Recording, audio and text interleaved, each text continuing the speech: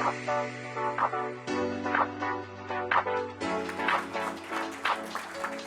very much, Fiona. So simply put, Core Lithium is well placed to become Australia's next new lithium producer, producing high quality lithium concentrates out of Darwin Port in Northern Australia.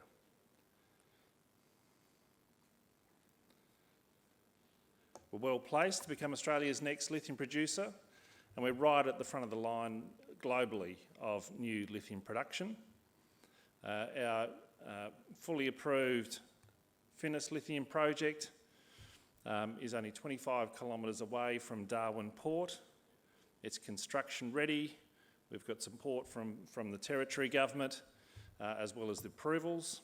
And over the next few months, we're looking to achieve, on completion of some key offtake and commercial agreements, achieve FID, and then start construction of the project before the end of this calendar year and be in production by the end of 2022. We've got binding offtake already in place with one of China's largest lithium producers, a group called Zhechuan Yahua, who recently signed up a supply agreement to supply Tesla for 5 years with lithium hydroxide. So we're very likely to become part of Tesla's supply chain through that existing relationship.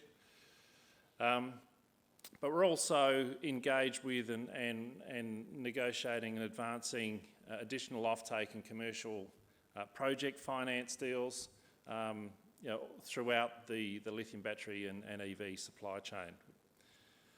The project is one of the most capital efficient hard rock lithium projects in Australia and indeed the globe, with a startup capex in the order of $85 to $90 million, enabling us to produce 190,000 tonnes of concentrate per annum and generating revenues in the order of $180 million per year at current prices. We've just completed a new acquisition of mining leases adjacent to the project and defined a significant exploration target that we'll be working on converting those to resources to add to life of mine. We're working currently, we just commenced drilling again to expand resources for stage 2 of the project to expand and extend the project life. We're well funded, we've got $40 million cash, and we're very sort of actively moving towards construction. We're the most advanced new lithium developer in Australia, developing a low-risk, capital-efficient, and I would say now very near construction-ready project. The project over the last 5 years, we've achieved a number of significant de-risking steps. We've got fully approved on both the mining and the processing facility, completed DFS level studies above and below ground engineering, good control of resources and reserves. We're only 88 kilometres from port by road. It's 25 kilometres in a straight line, and very competitive operating costs and startup capex of under $100 million.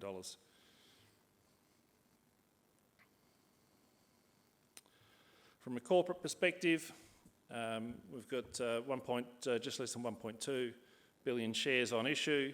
We're trading in the order of 25 cents, which gives us a market cap of just shy of 300 million with 40 million cash. There's more detail towards the end of the presentation, which I won't talk to today, but you can find through the ASX around the organisational team and the management capabilities that we're building to deliver the project successfully. The key advantages of the project. There's really two key advantages of the project that it has that enables us to build a very capital efficient project as well as competitive on operating costs. The first one is that we are developing some of Australia's highest grade lithium resources adjacent to port. So that saves both on infrastructure and capex, as well as significant cost savings, operating costs on transport. The other one is that we can produce a high quality concentrate using simple gravity separation, simple DMS separation, which avoids a substantial amount of capex in regards to requirement for flotation and avoids the extra processing cost and operating risk of flotation. So that enables us to produce a high quality con, a 6% con at around 70% recovery, and it enables us to deliver that low capex, low risk project.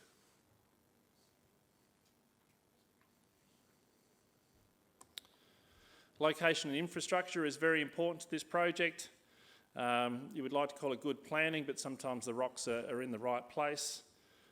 We've discovered, and we're now looking to develop, as I said, some of Australia's highest grade lithium resources, only 25 kilometres away from a straight line from the capital city of Darwin, close to Darwin Port and all the infrastructure around a capital city.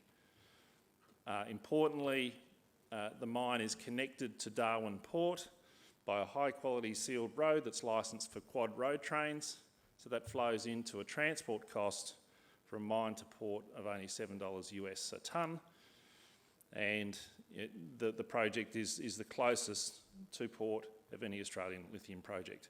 So that feeds into significant capital savings. The haul road is already there. We don't need to build camps. We don't need to build airstrips. Our workforce will be housed residentially in the suburbs of Darwin. A 45-minute commute from the project.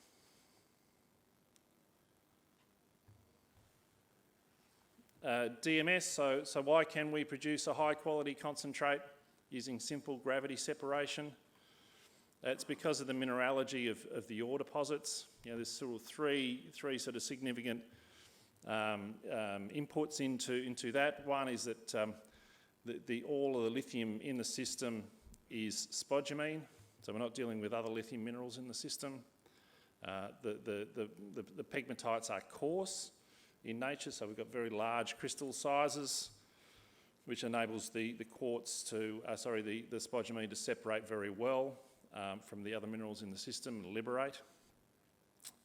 And then it's a very simple mineralogy, so essentially we're separating the dense spodumene from the less dense quartz and feldspar, so that process works very well using simple gravity separation. So low capex, low operating risk, high recoveries, producing an excellent grade and high quality product. It's low in iron, which reflects the pegmatites are hosted in low iron sediments rather than greenstones and basalts. And as a coarse product, it's got good handling properties for customers. More recently, we've, I suppose, in understanding our product and understanding our customers' needs, we've completed scoping level test work on our own spodumene and its ability to be converted into battery-grade lithium hydroxide. We undertook a phase of test work at ANSTO, and they applied the standard conventional conversion processes and to produce a battery-grade lithium hydroxide. There was excellent recoveries of above 95% to produce lithium hydroxide, and that reflects the nature that almost all the lithium presented in the concentrate is spodumene.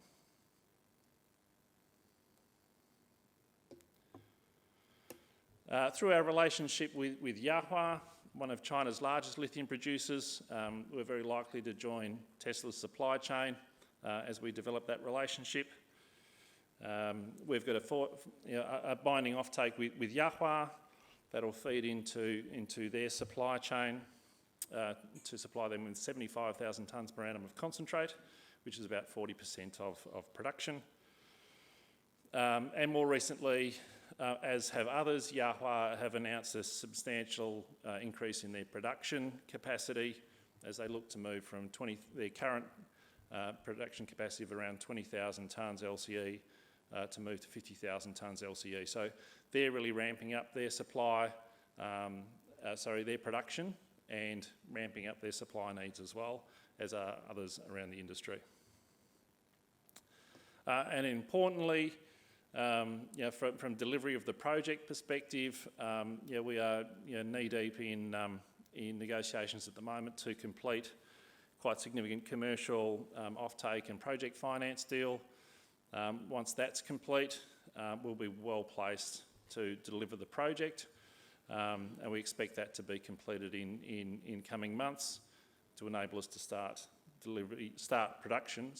construction of the project before the end of this year. The other, the improvement in capability that we have as a company is with the capital that we've raised earlier this year. We're now well funded to complete and undertake a large resource expansion and exploration program, even through 2018 and to 2020, when ourselves as a company in the industry was capital restrained. We were able to increase the reserves of the project by 150%. This year, we're about to launch into the largest exploration and resource drilling program in the company's history, with the aim to at least double resources and reserves. And alongside that, we've completed a significant acquisition that we've been working on for a number of years, which will help us deliver that target. So the objective of the exploration and resource drilling, and we have the capabilities and the funding to do that, is to more than double the life of mine, reserves and resources of the project through conversion of the exploration target, expanding existing resources, and through exploration. The recent acquisition that we completed in February positions us well with new targets on granted mining leases that have been with historically mined pegmatites with tin and tantalum, and with very good control on the geometry of those pegmatites with historic drilling. And essentially it'll be a very simple and methodical process to regular spaced RC to convert those to JORC resources and reserves. And we've just started that drilling campaign this week. Along the pathway to delivering the project, over the last 5 years, I've been recognised by the federal government and been awarded major project status earlier this year, which enables us to engage with a number of strategies at federal government level. Obviously, with a project in Northern Australia, there's significant opportunities to align ourselves with federal government strategies around development of industry and new manufacturing in Northern Australia as well.